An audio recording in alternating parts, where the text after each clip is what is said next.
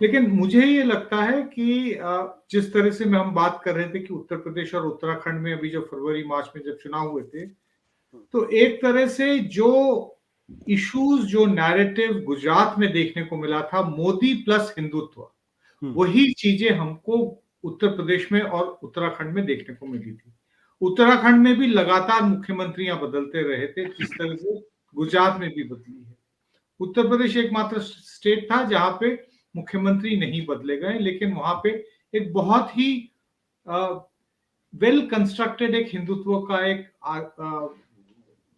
Campaign है, जिसमें अलग अलग चीजें हैं। लव जिहाद भी है उसमें, रोमियो स्क्वाड्स भी बनाए गए थे उसमें, कन्वर्जन के खिलाफ कानून बनाया गया था। तो कोविड के दौरान आपको देखना पड़ेगा कि किस तरह से हिंदुत्व का प्रचार किया गया। तो जब हिंदुत्व एक किस्म से ऑल ऑल ओवर पावरिंग हो जाता है, तो उस कॉन्टेक्स्ट में क्या होता है कि बाकी जो मुद्दे हैं वो पीछे बैकग्राउंड में हट जाती है। मैं एक बात नहीं कभी भूल पाया हूं, आशुतोष और विनोद जी को भी बता रहा हूं। 2017 में हमारे एक मित्र हैं जो समाजवादी पार्टी के नेता रहे हैं, तो एक सी बात हो रही थी, चुनाव भी लड़े हैं समाजवादी पार्टी की तरफ से। तो हमने पूछा था कि आपके पार्टी का क्या चल रहा है, उत्तर प्रदेश में क्या माहौल है। तो उन्होंने कहा था कि भाई साहब ऐसा है कि ये बीजेपी वालों ने और कुछ किया हो ना किया हो, लेकिन एक काम बहुत सही तरीके से कर दिया कि उन्होंने आम जनता को, हिंदुओं को ये समझा दिया कि हमने मुसलमानों को ठीक कर दिया है। अब ये जो बहुत ही सब्जेक्टिव परसेप्शन है कि मुसलमानों को ठीक कर दिया, अंग्रेजी में बोलेंगे कि we have fixed the Muslims. तो अगर ये हमारे समाज की एक ओवर पावरिंग ड्राइव बन जाए, जो कि बन चुकी है बहुत हद तक, मैं मानता हूं, चाहे वो गुजरात हो, चाहे वो उत्तर प्रदेश हो, चाहे वो उत्तराखंड हो, बहुत जगह अलग अलग देखने को मिलती है। तो ऐसे केस में मुझे लगता है कि हम लोगों को मानना चाहिए कि एक बेसिक थिंकिंग में परिवर्तन हुआ है, और उसको अगर दोबारा से उस थिंकिंग को राइट ट्रैक में लाना है, तो उसके लिए हमारे जो राजनेता हैं उनको बैक टू द बेसिक्स में जाना पड़ेगा। क्या होगा मुझे नहीं पता, क्योंकि मैं राजनीतिज्ञ नहीं हूं, मैं पॉलिटिशियन नहीं हूं।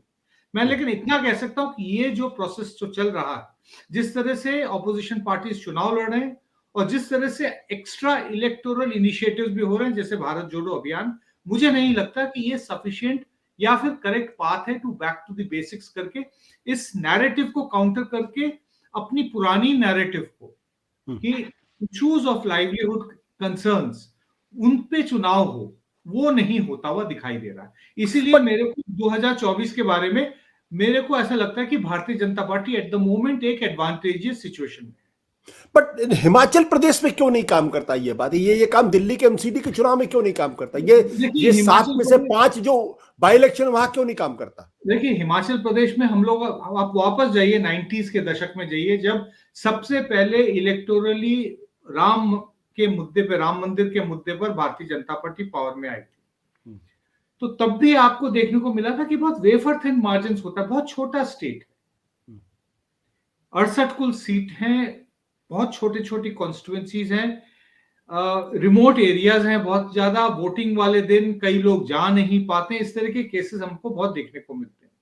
तो मुझे नहीं लगता कि हिमाचल में भारतीय जनता पार्टी का जो डिफीट है वो बैलेंस आउट करेगा उत्तर प्रदेश, उत्तराखंड, गुजरात जैसे स्टेट्स।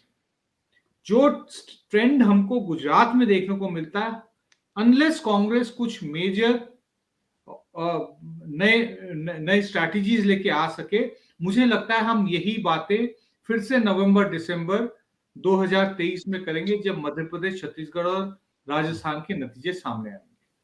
सत्य हिंदी का ऐप डाउनलोड करें गूगल प्ले स्टोर पर।